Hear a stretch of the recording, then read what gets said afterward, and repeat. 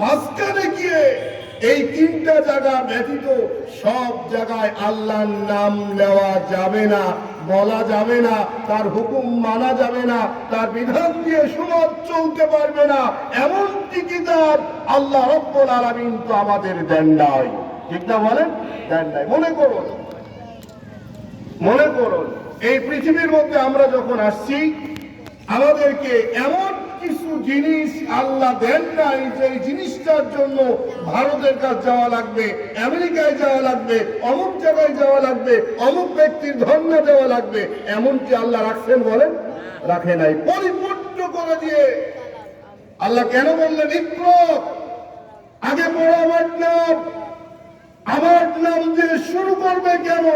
আমি তোমাকে পরিপূর্ণ করে এই পৃথিবীর মধ্যে যা কিছু প্রয়োজন সব দিয়েছি।